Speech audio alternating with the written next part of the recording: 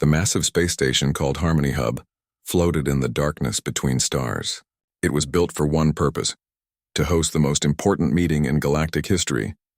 12 different alien species had sent their best representatives here. They all wanted the same thing: an alliance with the mysterious Queen Zephyra. Captain Jake Morrison looked out the window of his small quarters. He had never seen so many different types of alien ships in one place. The human fleet looked tiny compared to the others. Jake was a simple man from Earth. He had served in the military for 15 years before becoming a diplomat. He did not think he was special, but Earth had chosen him to represent all of humanity. "Captain, it's time," said Lieutenant Amy Foster. She was Jake's second-in-command and tactical advisor. Amy was smart and brave. She had studied alien cultures for years to prepare for this mission. Jake nodded and straightened his uniform. "Let's go meet a queen." The main hall of Harmony Hub was enormous. 12 different groups sat at tables arranged in a circle. At the center was a raised platform where Queen Zephyra would sit. Jake looked around at the other aliens. The Mindari had large heads and could read thoughts. The Brutaxians were tall warriors covered in scales. The synthetics were robots that thought they were better than everyone else. The Luminari were made of pure energy and glowed like stars. Each group had brought gifts and weapons to show their power. The Brutaxians had energy cannons that could destroy planets. The Mindari displayed mind control devices. The synthetics showed off computers that could think faster than any living being. Jake looked at the human gifts on their table. They had brought art, music, and books. Amy had suggested bringing Earth food, but Jake thought that was silly. Now he wondered if they should have brought bigger weapons instead. A bright light filled the room. Queen Zephyra appeared on the platform. She was beautiful and terrible at the same time. Her skin was pale blue and seemed to glow. Her eyes were silver and looked ancient. She wore robes that moved like liquid metal. Jake could feel power radiating from her like heat from a fire. "Welcome," Queen Zephyra said. Her voice was soft, but everyone could hear it clearly. "You have all come seeking an alliance with the Veil Empire. You want our help against the Void Swarm that devours star systems." The alien delegates leaned forward. The Void Swarm was the greatest threat the galaxy had ever faced. It consumed everything in its path, leaving only empty space behind. No one knew how to stop it. "I will choose only one species to be our partner," Queen Zephyra continued. "The rest will face the Void Swarm alone." The Brutaxian leader stood up. His name was General Thax. "Your Majesty, we offer you the strongest warriors in the galaxy. Our fleets have never lost a battle." Queen Zephyra looked at him without expression. Strength alone is not enough. The Mindari representative spoke next. "We can share our telepathic abilities. Together we could control the minds of our enemies." "Control is not partnership," the Queen replied. One by one, each species made their offers. They promised technology, resources, and military power. Queen Zephyra listened to each one, but Jake could see she was not impressed. Finally, it was humanity's turn. Jake stood up slowly. His heart was beating fast, but he tried to stay calm. "Your Majesty," Jake began, "we don't have the strongest weapons or the most advanced technology. We can't read minds or control energy like the others." Some of the aliens laughed. General Thax snorted with contempt. Jake continued, "But we offer something different. We offer friendship. True partnership. We believe that working together makes everyone stronger." Amy stood beside him. "Humans have a saying, 'A friend in need is a friend indeed.' We want to be your friends, not just your allies." Queen Zephyra's silver eyes studied them for a long moment. For the first time since arriving, she seemed interested. "Friendship," she repeated the word slowly. "An interesting concept. Tell me, humans, what do you know of loss?" Jake thought about his brother who died in the war with the Centauri rebels. Amy thought about her home planet that was evacuated when its sun began to die. "We know that losing people you care about hurts more than any weapon," Jake said quietly. "We know that being alone is the worst punishment of all." Something changed in Queen Zephyra's expression. Pain flickered across her features like a shadow. "The Veil Empire was once great," she said. "We ruled thousands of worlds. We trusted our allies completely, and they betrayed us when we needed them most." The hall became very quiet. No one had known this part of Veil history. "Your species have all offered me power," Queen Zephyra said, looking around the room. "But power was what destroyed my people's first alliance. Power makes people selfish." She looked directly at Jake and Amy. "You offer friendship. But friendship must be tested. Queen Zephyra waved her hand. The air shimmered and 12 doors appeared around the room, one for each delegation. Behind each door is a trial, she announced. These tests will show me who you really are. Not your weapons or your technology, but your hearts and souls. General Thax laughed. Your Majesty, surely you don't need to test the mighty Brutaxians. Our reputation speaks for itself. Reputation is just words, Queen Zephyra replied. I need to see actions. The Mindari representative's large eyes glowed. We have read the thoughts of our enemies. We know we are worthy. Reading thoughts is easy, the Queen said. Understanding hearts is much harder. Queen Zephyra looked at each group one final time. You have until tomorrow to complete your trials. Those who fail will leave immediately. Those who succeed will face greater challenges. She began to fade away like morning mist. Remember, I am not looking for servants or subjects. I am looking for true partners. Partners trust each other. Partners sacrifice for each other. Partners reach out when others fall. When she was gone, the aliens immediately began arguing about who would go first. The Brutaxians claimed they deserved to be tested first because they were the strongest. The Mindari said their telepathic abilities made them the most valuable. The synthetics calculated that their logic made them superior to all others. Jake and Amy watched the chaos quietly. Other species were already forming temporary alliances, promising to share information about the trials. What do you think, Amy? Jake asked. Amy looked at the door marked with Earth's symbol. I think Queen Zephyra has been hurt badly before. She's not looking for the strongest or smartest partners. What is she looking for then? Amy smiled sadly. Someone who won't hurt her again. Someone who will choose her happiness over their own power. Jake nodded. He understood now why Queen Zephyra seemed so lonely despite her great power. She was like someone who had been betrayed by their best friend. She wanted to trust again, but she was afraid. Then let's show her that humans know how to be real friends, Jake said. They walked toward their door together, not knowing that their trial would change everything. Jake and Amy stepped through their door into a room that looked like the bridge of a spaceship. Computer screens showed star maps and ship positions. Everything felt real, but Jake knew it was some kind of simulation created by Queen Zephyra's advanced technology. A voice filled the room. It was Queen Zephyra, but they could not see her. Your first trial begins now. You will face a choice that reveals your true nature. The main screen lit up. It showed 2 ships in space. One was a human colony vessel carrying 5,000 people to a new world. The other was a Mindari nursery ship with 3,000 of their young aboard. Both ships were in trouble. A solar storm is coming, Queen Zephyra's voice explained. It will destroy both ships. You have 1 rescue vessel. You can only save 1 ship. The other will be lost forever. Amy studied the screens quickly. The storm hits in 10 minutes. We can't reach both ships in time. Jake stared at the 2 ships. 5,000 humans or 3,000 Mindari children. How could anyone make such a choice? The logical decision is clear, came another voice. Through the windows they could see the Mindari taking their trial in the next room. Save your own species. Every civilization puts their own people first. In another room the Brutaxians were laughing. Why waste time thinking? Save the stronger species and let the weak die. But Jake was remembering something his grandmother told him when he was young. A person's true character shows when no one is watching and when everything is at stake. Amy, can we modify our rescue ship? He asked. Amy checked the controls. Maybe. We could remove the shields and use that power to boost the engines. But then we'd be defenseless against the storm. What if we stripped everything non-essential? Life support weapons, everything? Amy's fingers flew over the controls. We could make the ship faster, but it would be incredibly dangerous. And even then, I don't think we can save everyone. Jake made his decision. We're going to try to save both ships. Jake, that's impossible. The math doesn't work. Since when do humans care about impossible? Amy smiled and began modifying their ship. She removed shields, weapons, and backup systems. The rescue vessel became faster but much more fragile. Jake piloted the ship toward the human colony vessel first. We'll evacuate as many as we can, then race to the Mindari ship. The solar storm was getting closer. Deadly radiation filled space around them.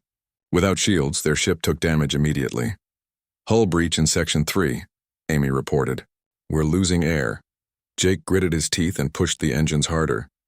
They reached the human ship and began emergency evacuation. But there wasn't enough time to save everyone. Amy, take half our remaining power and boost the human ship's engines. Give them a chance to escape. That leaves us almost no power for the Mindari ship. Do it! Amy transferred the power. The human colony ship's engines flared to life and it began moving away from the storm. But now Jake and Amy's rescue ship was barely functional. They raced toward the Mindari nursery ship. The storm was almost upon them. Their engines were failing and their hull was cracking under the radiation. We're not going to make it, Amy said quietly. Jake looked at the screen showing 3,000 young Mindari. They were just children, alien but still children. Transfer all remaining power to the Mindari ship, he ordered. Jake, that will leave us dead in space. Those are kids, Amy. We can't let kids die. Amy hesitated for only a second, then transferred their last power reserves to the Mindari vessel. The nursery ship's engines boosted and it began escaping the storm. Their own ship went dark. Emergency lights flickered on as the solar storm reached them. Jake and Amy held hands as deadly radiation surrounded their powerless vessel. But then the simulation ended. They were back in the trial room, alive and unharmed. Queen Zephyra appeared before them. Her silver eyes were bright with something that might have been tears. You chose to try saving both, she said softly. We couldn't choose between them, Jake replied. They were all just people trying to survive. Even when you knew you might die? Amy nodded. Someone had to try. If we didn't, who would? Queen Zephyra was quiet for a long moment. My people faced a similar choice once. Our allies told us to abandon a weak species to save ourselves. We refused and tried to save everyone. It cost us our empire. I'm sorry, Jake said. Don't be sorry for trying to do what's right, Queen Zephyra replied. Be proud. You passed the first trial. Through the windows they could see other species finishing their trials. The Brutaxians had saved only their own kind without hesitation. The Mindari had calculated which species was more valuable and saved them. The synthetics had chosen based on logical efficiency. Only the humans had tried to save both. Your second trial begins now, Queen Zephyra announced. The room changed again. Now it looked like a laboratory with complex equipment everywhere. A voice explained the new challenge. You must work with a partner from another species to solve an engineering problem. Your partners have been chosen randomly. Jake's heart sank when he saw who walked through the door. It was General Thax, the Brutaxian leader. Thax was 8 feet tall with scales like armor and claws that could cut through metal. He looked at Jake with disgust. I have to work with this tiny human, Thax growled. This is beneath me. The problem appeared on a screen. They had to design a power system for a space station that could support multiple different species. Each species needed different environments, different air, gravity, and temperature. Thax immediately began working alone. I will design this myself. Humans are too weak to understand real engineering. Jake watched Thax struggle with the complex calculations. The Brutaxian was strong and brave, but engineering was not his strength. After an hour, Thax had made little progress. General, maybe we could work together, Jake suggested. I don't need help from inferior species. Jake sat down nearby and pulled out a deck of cards from his pocket. He began shuffling them absently. What are those? Thax asked, curious despite himself. Playing cards. It's a human game called poker. Jake began dealing cards. Want to learn while we think about the problem? Thax snorted but sat down. He was frustrated with the engineering challenge and needed a break. Jake taught Thax the basic rules of poker. The Brutaxian was surprisingly quick to learn. As they played, Jake began telling stories about Earth and human culture. Humans seem weak, Thax said after winning a hand, but you fight wars too. We do, Jake agreed. But we also know when not to fight.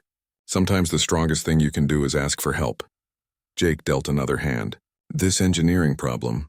Your people are good with power systems, right? And humans are good with life support? Thax nodded slowly. What if we combined our knowledge instead of competing? Thax looked at the problem again. Your species handles different environments well. Mine understands raw power generation. Working together, they made rapid progress. Thax designed a powerful central reactor, while Jake created modular life support systems for different species. Their combined solution was elegant and efficient. When time was called, their design was one of the best. More importantly, Thax was grinning, something Jake had never seen a Brutaxian do before. Human Jake, Thax said formally. You are not as weak as I thought. Thank you, General. You're not as scary as I thought either. Through the windows, they could see other partnerships struggling. Most alien pairs had spent their time arguing about who was in charge instead of working together. Queen Zephyra appeared again. She looked at Jake and Thax's design, then at the cards still scattered on their table. "Interesting," she said. "You taught him a game." "It helped us get to know each other," Jake explained. "And you, General Thax? What did you learn?" Thax thought carefully. "I learned that sometimes the smallest warrior can have the biggest heart." Queen Zephyra nodded approvingly. "Cooperation is the foundation of true partnership. You both passed this trial." As they left the trial room, Thax put his massive hand on Jake's shoulder. "If your species allies with Queen Zephyra, the Brutaxians will remember this day," he said. "You showed me that strength comes in many forms," Jake smiled. "Maybe humans weren't the strongest or smartest species in the galaxy, but they were learning they had something just as valuable, the ability to make friends with anyone. Even 8-foot-tall alien warriors." Amy joined them in the corridor. "How did your trial go?" "I taught a Brutaxian how to play poker," Jake said. Amy laughed. "Only you would make friends during a diplomatic trial." But as they walked back to their quarters, Jake wondered what the next trial would bring. Queen Zephyra was testing more than their abilities. She was testing their hearts, and Jake had a feeling the hardest tests were still to come. The next morning, Jake woke up to find a message waiting for him. Queen Zephyra wanted to see him alone in the observation deck. Amy raised her eyebrows when he told her. "Just you? That's unusual. Be careful, Jake." The observation deck was a large room with windows showing the stars outside. Queen Zephyra stood looking out at the darkness, her blue skin glowing softly in the starlight. She seemed smaller somehow, less powerful and more lonely. "You wanted to see me, Your Majesty?" Jake asked. "Call me Zephyra," she said without turning around. "I wanted to talk to someone without all the formal diplomatic language." Jake moved to stand beside her at the window. "The stars are beautiful from here. They remind me of home," Zephyra said quietly. "Before everything went wrong." Jake waited patiently. He sensed she wanted to talk but didn't know how to begin. "Tell me about Earth," she said finally. "What would you like to know? What makes humans happy?" Jake thought about it. Simple things mostly. Good food shared with friends. Music that makes you feel less alone. Watching the sunrise with someone you care about. Zephyra turned to look at him. "That sounds peaceful." "It can be, but we also fight wars and make mistakes. Humans aren't perfect." "Perfect is overrated," Zephyra said with a sad smile. "My people thought they were perfect once. That's what made us easy to betray." Jake felt there was a story behind those words, but he didn't push. Instead, he pulled out his small music player. "Would you like to hear some Earth music?" Zephyra nodded. Jake played a slow, sad song about loss and hope. As the music filled the room, Zephyra closed her eyes and listened. "It's beautiful," she whispered. "And so sad. The best music often is. It helps us feel less alone when we're hurting." When the song ended, Zephyra was quiet for a long time. Then she began to speak. "The Veil Empire ruled half the galaxy once. We were proud and strong. When the Void Swarm first appeared, we formed an alliance with 12 other species to fight it." Jake listened without interrupting. "We trusted our allies completely. We shared our most advanced technology with them. We gave them access to our dimensional gates and energy weapons. We thought partnership meant giving everything." Her voice became bitter. "But when the Void Swarm threatened their homeworlds, our allies panicked. They decided the only way to save themselves was to make a deal with the enemy. They betrayed you? Worse. They tried to steal our technology and give it to the Void Swarm as tribute. They thought they could buy safety by sacrificing us." Jake felt sick. "What happened?" "The technology they stole was unstable without proper controls. When they tried to use it, they tore holes in reality itself. The Void Swarm grew stronger and consumed them anyway. And my people?" Zephyra's voice broke slightly. "Most of my people died in the dimensional collapse." "I'm so sorry," Jake said softly. "The few survivors fled to a hidden dimension. We've been hiding there for 3,000 years, afraid to trust anyone again." Jake understood now why Queen Zephyra seemed so careful around the other species. She had been hurt in the worst possible way. "But the Void Swarm has returned," she continued. "It's stronger now and heading for the core worlds. My people sent me to find new allies. But..." She gestured toward the main hall where the other delegations were arguing loudly about something. "They all want the same thing, our old allies. Wanted power, technology, control. What do you want?" Jake asked. Zephyra looked at him with those ancient silver eyes. I want to not be alone anymore. I want partners who care about more than just winning. Jake felt his heart ache for her. This powerful queen was really just someone who had been betrayed and abandoned. For what it's worth, he said, I think you're incredibly brave. Coming back out here after what happened, trying to trust again, that takes more courage than any warrior has. Zephyra's eyes widened slightly. No one had called her brave before. They called her powerful or wise or feared, but not brave. The final trial begins tomorrow, she said, changing the subject. It will be the hardest one. What will it test? Sacrifice. True sacrifice. Not just giving up things you can afford to lose, but giving up what matters most to you. Jake nodded. We'll do our best.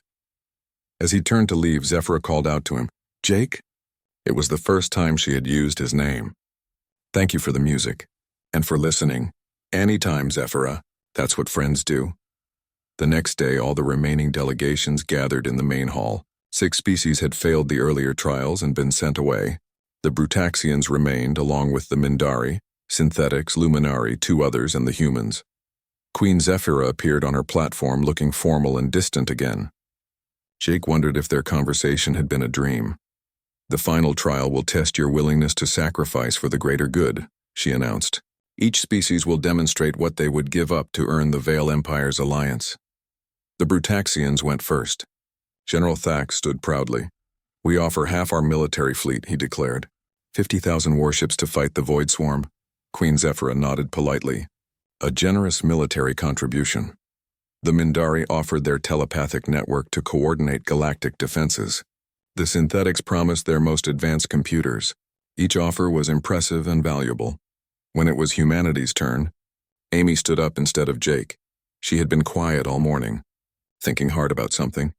Your Majesty, Amy began, we offer something that no other species has offered. The other delegates leaned forward. Curious. We offer to give up our independence, Amy said clearly. Humanity will become a protectorate of the Veil Empire. We will place ourselves under your rule completely if it means stopping the Void Swarm. The hall erupted in shocked voices. Jake stared at Amy in surprise. They had never discussed this. You offer to surrender your freedom? Queen Zephyra asked, her voice carefully controlled. Yes, Amy replied firmly. Freedom means nothing if there's no one left alive to be free. If serving the Veil Empire saves the galaxy, then that's what we'll do. The other species were outraged. Cowards, shouted a luminary delegate. They admit they're too weak to remain independent. General Thax stood up angrily. This is an insult to warrior species everywhere. But Queen Zephyra was staring at Amy with an unreadable expression. Jake suddenly understood what Amy was doing. She wasn't showing weakness, she was showing the same kind of trust that had destroyed the Veil Empire before. You would trust us completely? Zephyra asked. Even knowing what happened to the last species that trusted us? Yes, Amy said simply. Because trust has to start somewhere. Someone has to be willing to take the first step. The hall fell silent. Queen Zephyra closed her eyes for a long moment. All delegations except the humans will return to their ships, she said suddenly. I have made my decision. The other species protested loudly, but security forces appeared to escort them out. General Thax paused as he passed Jake. Your species is either very wise or very foolish, the Brutaxian said. I hope for your sake it's wisdom. When the hall was empty except for humans and Queen Zephyra, she stepped down from her platform for the first time since the trials began. Amy Foster, she said, why did you offer your species freedom? Because you've been hurt before by people who took your trust and used it against you, Amy replied. Someone needs to show you that not everyone is like that. And if I accepted your offer, if I made humanity into servants of the Veil Empire, Amy met her gaze steadily. Then we would serve honorably and hope that someday we could earn back your trust enough to be partners instead of subjects. Queen Zephyra looked between Amy and Jake. You really mean it? We do, Jake said. For the first time since arriving, Queen Zephyra smiled.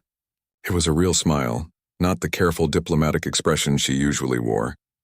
Then I have something to tell you, she said. There was a 4th trial happening all along. A test I didn't announce. Jake and Amy waited. I was testing to see who would reach out to me as a person, not just as a powerful ruler to be feared or used. She looked directly at Jake. You asked about my feelings. You shared your music. You treated me like a friend instead of just a queen. Jake felt his cheeks redden. I just thought you seemed lonely. I was.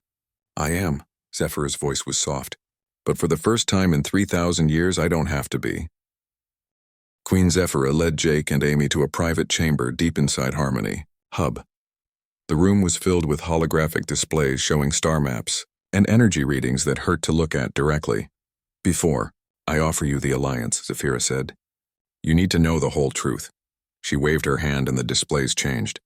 Now they showed images of beautiful crystal cities floating in space. This is where my people live now. We call it the sanctuary dimension. Jake stared at the impossible architecture. The cities seemed to exist in several dimensions at once, shifting and flowing like liquid music made solid. It's incredible, Amy breathed. We built it as a refuge after the betrayal. My people have been hiding there for 3,000 years, afraid to make contact with anyone. Zephyra's expression grew sad. The isolation has changed us. We've become fearful and suspicious. Many of my people don't want to help the galaxy at all. They say it's not our problem anymore. But you came anyway, Jake observed. I came because hiding forever isn't living. It's just a slow death. She turned to face them directly. But I need you to understand what you're choosing. If you ally with us, humanity will be forever changed. The displays showed new images. Humans and Vale working together. Human cities with impossible architecture. Human children learning to manipulate dimensional energy. We don't just share technology, Zephyra explained. We share our essence, our life force. Our allies become part of us and we become part of them. It's the only way to ensure true partnership. Amy asked the important question. What happened to your old allies? Before they betrayed you? Zephyra was quiet for a moment. They became something more than they were before. Stronger, smarter, able to see across dimensions. But when they betrayed us, the connection was torn apart. It destroyed them. And if we betray you, Jake asked, then humanity dies. All of it, instantly. Zephyra met his eyes. That's why trust is so important. Once we bond with your species, we're connected forever. Your survival becomes linked to ours. Jake felt the weight of that responsibility. He was being asked to risk the entire human race on the belief that they could be better than the species that came before. There's something else, Zephyra continued. The Void Swarm isn't what everyone thinks it is. New images appeared. The Void Swarm wasn't a natural disaster or alien invasion. It was something far worse. It's the remnants of our old allies, Zephyra said quietly. When the dimensional bonds were torn apart, they didn't die cleanly. They became something twisted and hungry. The Void Swarm is what they became. Jake felt sick. They're still alive? In a way. They're driven by endless hunger now, trying to consume other species to fill the void where their souls used to be. They remember being connected to something greater, but they can never have it again. Amy understood the implications immediately. That's why they're headed for the core worlds? They're looking for you. Yes. They can sense Vale energy across the galaxy. They've been hunting us for 3,000 years. Zephyra turned away from the displays. If you ally with us, humanity becomes a target too. The Void Swarm will sense our connection and come for Earth as well. Jake felt the full weight of the decision. Alliance with the Vale meant incredible power and advancement for humanity. But it also meant permanent danger and the possibility of total extinction if anything went wrong. Why are you telling us this? He asked. You could have hidden the risks. Because real partners need to know what they're choosing. My people made the mistake of trusting blindly before. I won't make the same mistake. Amy was studying the star maps. Where is the Void Swarm now? 6 months from the core worlds. Maybe less. And without your help, how long do the other species have? 2 years at most. The swarm grows stronger with each world it consumes. Jake walked to the window and looked out at the stars. Somewhere out there, the ships of the rejected species were flying home to tell their people that they had failed. They would prepare for war, but Jake knew from Zephyra's data that conventional weapons couldn't stop the Void Swarm. If we say no, he said slowly, what happens to you? I return to the sanctuary dimension. My people will seal it permanently and wait for the galaxy to die. And if we say yes, then we fight together. And we either win together or die together. Amy joined Jake at the window. What do you think? Jake thought about Earth, blue skies and green forests, children playing in parks, old couples holding hands as they watched sunsets. All of it would be gone if the void swarm reached their world. I think, he said finally, that some choices aren't really choices at all. He turned to Zephyra. We accept, Amy nodded in agreement. Humanity accepts the alliance. Zephyra closed her eyes and let out a long breath. Thank you. You don't know how long I've hoped to hear those words. What happens now?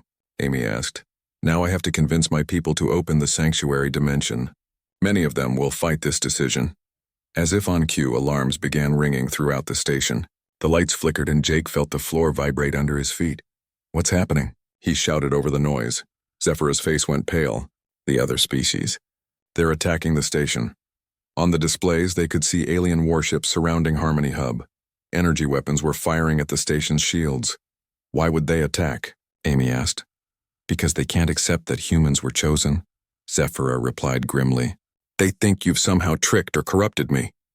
An explosion rocked the station. The shields were failing under the combined attack of 5 alien fleets. They demand I reconsider my decision, Zephyra said, reading incoming messages. They want new trials with humans excluded.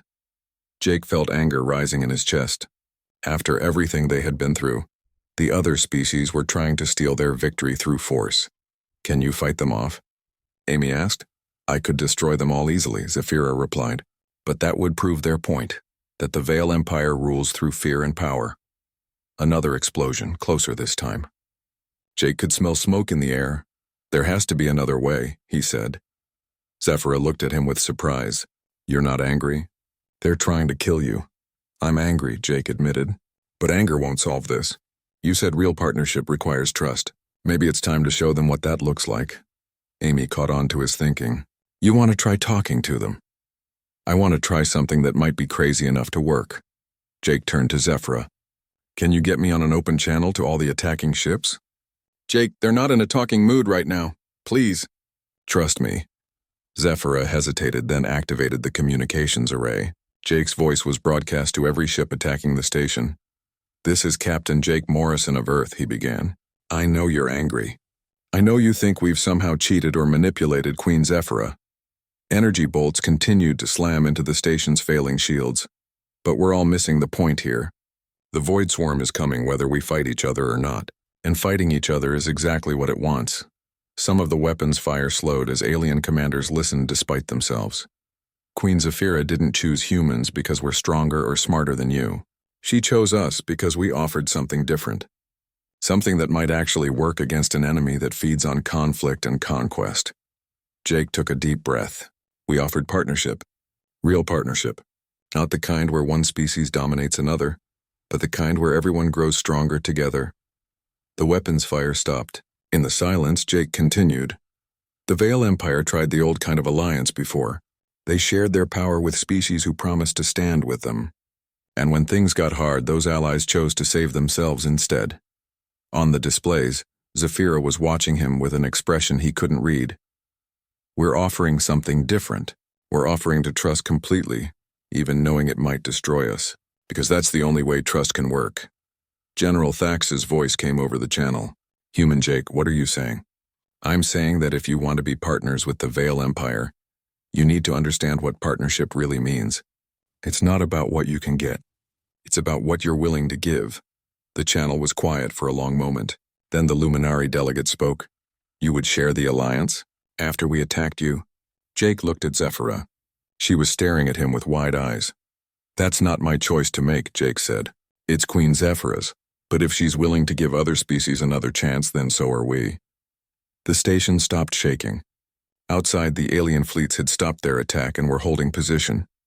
Zephyra stepped forward to the communications panel. When she spoke, her voice carried across the galaxy. Any species that wants to be a true partner of the Veil Empire is welcome to try again, but this time there will be no trials, no tests. Just a simple question. She paused dramatically. Are you willing to trust us completely, knowing that we might hurt you? Are you willing to risk everything on the hope that working together is better than standing alone? The galaxy held its breath, waiting for an answer. The response came from an unexpected source. General Thax was the first to answer Queen Zephyra's question. The Brutaxians accept. His deep voice rumbled across the communication channel. Human Jake taught me that true strength comes from standing together, not standing over others.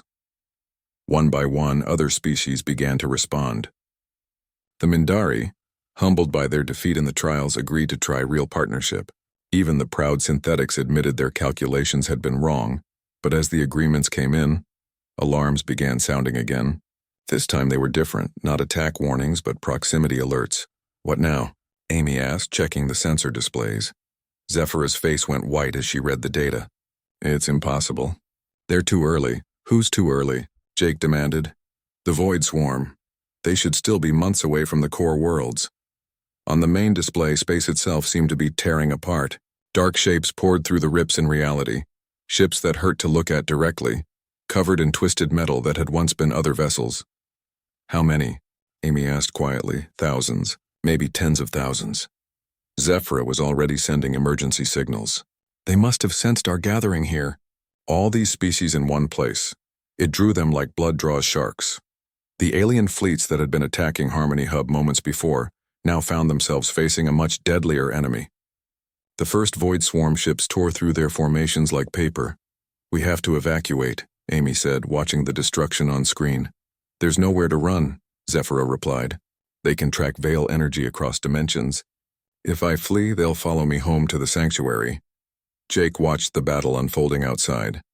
The combined alien fleets were fighting bravely, but their weapons barely scratched the Void Swarm ships. He could see General Thax's flagship trading fire with a monster 3 times its size. "Then we fight here," he said simply. "Jake, you don't understand. These aren't ships anymore. They're the twisted remains of my people's old allies. They know all our tactics, all our weaknesses. But they don't know ours." Amy caught on immediately. The Void Swarm has been fighting advanced civilizations for 3,000 years. They've learned to counter every kind of weapon and strategy. "Except human ones," Jake finished, "because we've never fought them before." Zephyra stared at them. "You want to fight an enemy that has consumed half the galaxy?" "I want to help our friends," Jake said, pointing at the struggling alien fleets.